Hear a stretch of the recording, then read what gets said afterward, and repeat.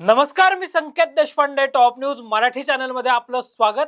एक मोठी बातमी समोर आली असून वाल्मिक कराडला आता 14 दिवसांची सीआयडी कोठडी जी आहे ती ठोठावण्यात आलेली आहे. केज कोर्टाने हा महत्वपूर्ण निकाल दिलेला आहे. या क्षणाची ही सर्वात मोठी बातमी आपण पाहतोय. याच विषयावर बोलण्यासाठी माझ्यासोबत माझा सहकारी आहे राजरत्न जोंधळे. राजरत्न, आज सकाळी वाल्मिक कराड जो आहे तो पुण्यातल्या पाषाण रस्त्यावर असणाऱ्या सीआयडीच्या ऑफिसमध्ये सरेंडर होतो. त्यानंतर त्याची 5 तास कसून चौकशी होते. त्यानंतर त्याला केज न्यायालयामध्ये नेलं जातं आणि केज न्यायालय जे आहे ते त्याला 14 दिवसांची न्यायालयीन सीआयडी कोठडी सुनावतं. संकेत, जर आपण पाहिलं तर संतोष देशमुख यांची हत्या 9 डिसेंबर रोजी झालेली होती आणि तब्बल 22 दिवसाच्या नंतर जो फरार वाल्मिक कराड होता त्याच्यावरती संतोष देशमुख हत्या असेल त्या बाबतीमध्ये संशय व्यक्त केला जात होता आणि त्याचबरोबर त्याच्यावरती आवाजाची कंपनी होती पवनचक्की, त्या अंतर्गत त्याच्यावरती जो आहे खंडणीचा गुन्हा दाखल करण्यात आलेला होता आणि तो फरार आरोपी होता.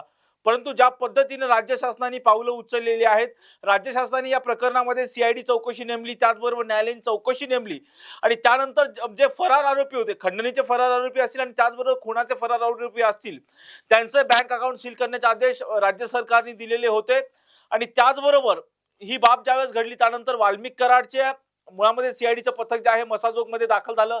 4 दिवस ही चौकशी सुरू होती आणि आज आज अखेर म्हणजे काल काल जर आपण पाहिलं तर पुण्यामधलं जे पाषाणचं सीआयडीचं कार्यालय आहे त्या ठिकाणी दुपारी 12:15च्या दरम्यान जे आहे वाल्मिक कराड यांनी समर्पण केलं, शरणागती पत्करली आणि त्यानंतर त्या ठिकाणी त्याची तब्बल 5 तास चौकशी झाली आणि त्याला 5 तासाच्या नंतर जे आहे पुण्यातून केज, ज्या ठिकाणी हा गुन्हा घडलेला आहे त्या केज न्यायालयामध्ये दाखल करण्यात आलं आणि तिथले जे वकील होते, सरकारी वकिलांनी ती बाजू मांडली आणि त्यांनी सांगितलं की खंडणीचा गुन्हा आणि हत्येचं असं कुठेतरी कनेक्शन आहे आणि त्यामुळे आम्हाला वाल्मिक कराडची पोलीस कोठडी हवी. आणि त्याच अनुषंगाने जर आपण पाहिलं तर वाल्मिक कराडला 15 दिवसाची कोठडी जी आहे ती न्यायालयाने सुनावलेली आहे.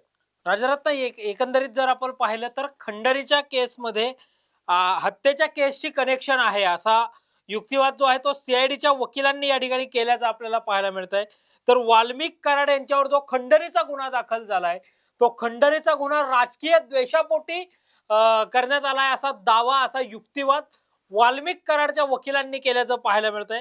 15 दिवसाच्या कस्टडीची मागणी जी आहे ती करण्यात आली होती. 14 दिवसांची सीआयडी कोठडी जी आहे ती वाल्मिक कराडला देण्यात आली. राजरत्न, एकंदरीत घटनाक्रम जर आपण पाहिला या सगळ्या केस मधला तर 9 तारखेला 9 डिसेंबरला बीड जिल्ह्यातल्या मस्साजोग गावचे सरपंच संतोष देशमुख यांची अतिशय अमानुषपणे हत्या केली जाते.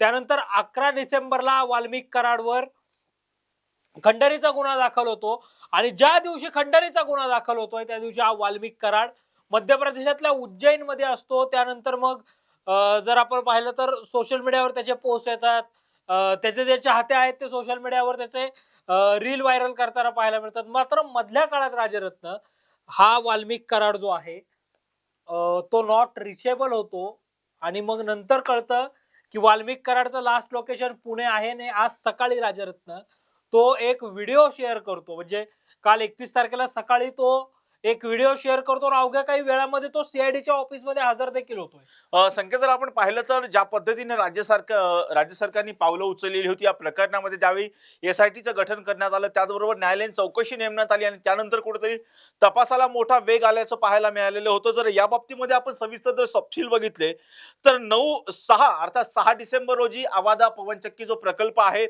तेथे खंडणीवरून जी आहे ती मारहाण झाल्याची घटना घडलेली होती आणि त्यानंतर त्या प्रकरणामध्ये कुठेतरी हस्तक्षेप, जे संतोष देशमुख होते त्यांनी हस्तक्षेप केलेला होता आणि त्याचा कुठेतरी राग मनामध्ये धरून या पद्धतीने घटना घडल्याचं एकंदरीत सांगण्यात येत आहे. त्याचबरोबर 9 डिसेंबर रोजी संतोष देशमुख यांची अपहरण करण्यात आलं होतं आणि त्यानंतर त्यांचा निर्घुणपणे हत्या करण्यात आली आणि त्या प्रकरणामध्ये 7 जणांवरती जो आहे तो गुन्हा दाखल करण्यात आलेला होता. 10 डिसेंबर रोजी जर आपण पाहिलं तर यामधला जो आरोपी आहे जयराम चाटे आणि महेश केदार, या दोघांना जी आहे ती अटक करण्यात आलेली होती आणि या प्रकरणामध्ये मनोज जरांगे पाटील यांनी मध्यस्थी करत ठिय्या आंदोलन केलेलं होतं आणि त्यानंतर तो संतोष देशमुख यांचा मृतदेह होता त्याच्यावरती तब्बल 24 तासाच्या नंतर जे आहे ते अंत्यसंस्कार करण्यात आले. त्यानंतर 11 डिसेंबर रोजी गुन्हे शाखेने प्रतीक घुले याला पुण्यामधील जे रांजणगाव आहे त्या रांजणगाव मधून ताब्यात घेतलेलं होतं. त्यानंतर या प्रकरणामध्ये जे अत्यंत तीव्र पडसाद उमटल्याचं पाहायला मिळालेलं होतं आणि त्यानंतर राष्ट्रवादी काँग्रेस पक्षाचे राष्ट्रीय अध्यक्ष असणारे शरद पवार गटाचे शरद पवार यांनी त्यांच्या कुटुंबियांची भेट घेतली. त्यानंतर आपण पाहिलं तर अजित पवार यांनी सुद्धा त्याच दिवशी देशमुख कुटुंबियांची भेट घेतली आणि या भेटीमध्ये जर पाहिलं तर तेथील गावकऱ्यांनी धनंजय मुंडेंच्या विरोधात मोठी घोषणाबाजी केली की अजित पवार तुम्ही धनंजय मुंडेंना मंत्रिमंडळातून हाकला अशी मागणी सुद्धा केल्याचं पाहायला मिळालेलं होतं.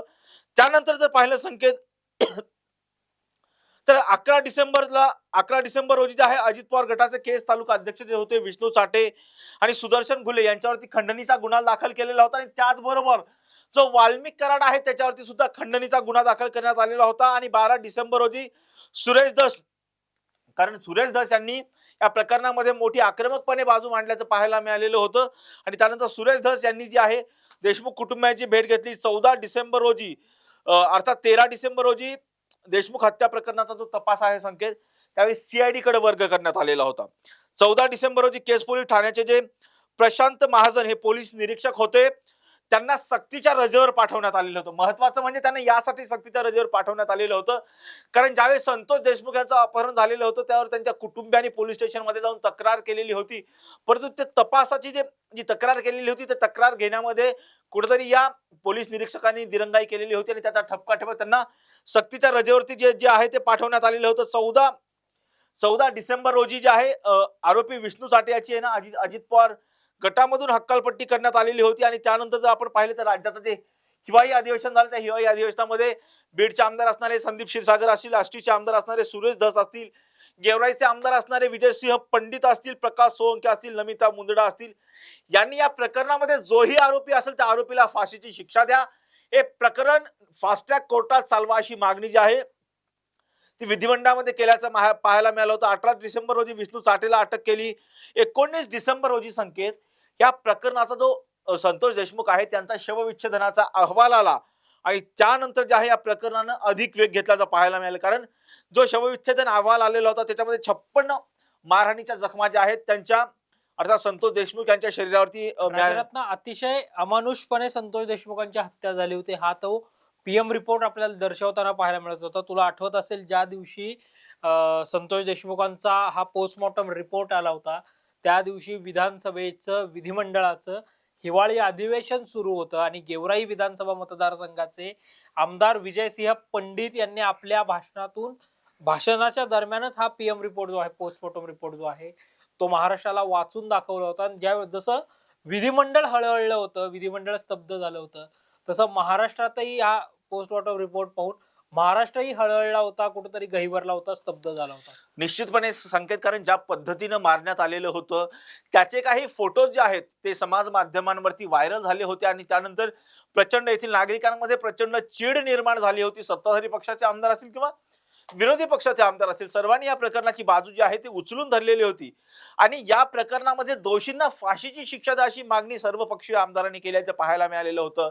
तर लातूरमध्ये जर पाहिलं तर लातूरमध्ये सुद्धा या प्रकरणातील जे दोषी आहेत त्यांना फाशीची शिक्षा द्या म्हणून मोठा मोर्चा निघाल्याचं पाहायला मिळालं होतं. बीडमध्ये सुद्धा मोठा मोर्चा निघालेला होता आणि कुठेतरी राज्य सरकारवरती मोठा दबाव येत होता. जर आपण पाहिलं तर मागच्या 4 दिवसांपासून ज्या पद्धतीने वेगवान तपास सीआयडीच्या पथकानं केलेला होता तब्बल 115 पेक्षा अधिक जणांची आहे सीआयडीनं जी आहे ती चौकशी केल्याचं पाहायला मिळालेलं होतं. आणि या प्रकरणामध्ये राष्ट्रवादी काँग्रेस पक्षाचे जिल्हाध्यक्ष असतील, त्याचबरोबर राष्ट्रवादी काँग्रेस पक्ष युवती प्रदेशाध्यक्ष असणाऱ्या संध्या सोनवणे असतील, त्याचबरोबर वाल्मिक कराडची पत्नी असेल, वाल्मिक कराडचे 2 बॉडीगार्ड असतील, त्याचबरोबर वाल्मिक कराडशी संबंधित जेही लोक आहेत त्या सर्वांच्या ज्या आहेत सीआयडीनं अर्थात चौकशी केल्याचं पाहायला मिळालेलं होतं.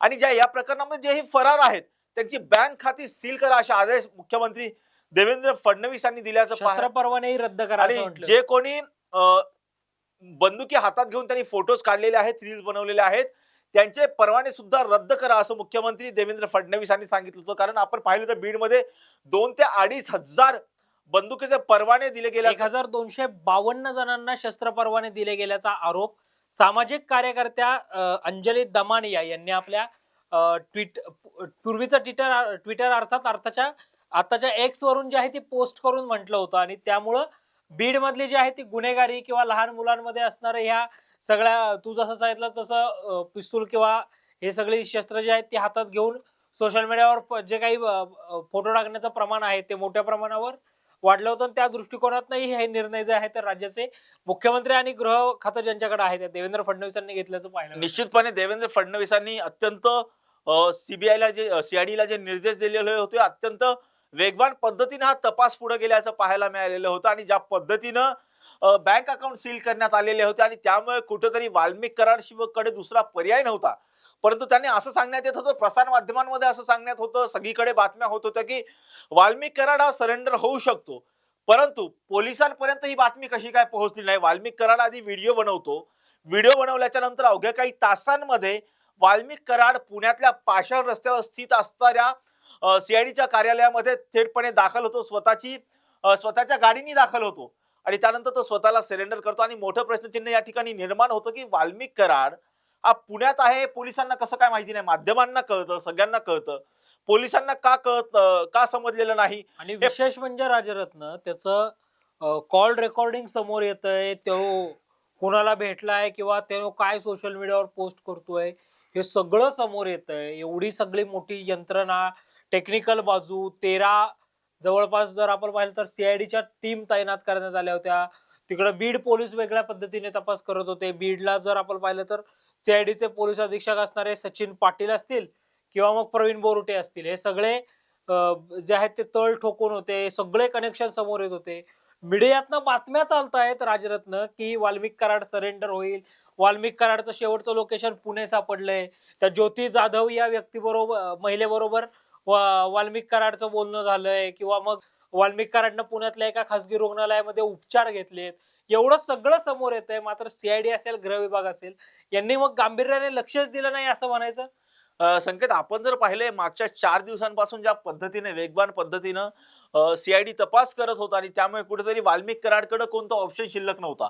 याआधी जर आपण पाहिलं संकेत, या घटनेचं गांभीर्य जे आहे ते वाल्मिक कराडला वाटत नव्हतं. त्यामुळे त्यांनी जर पाहिलं संकेत 16 तारखेपर्यंत तो आहे तो सोशल मीडियावर ऍक्टिव्ह होता.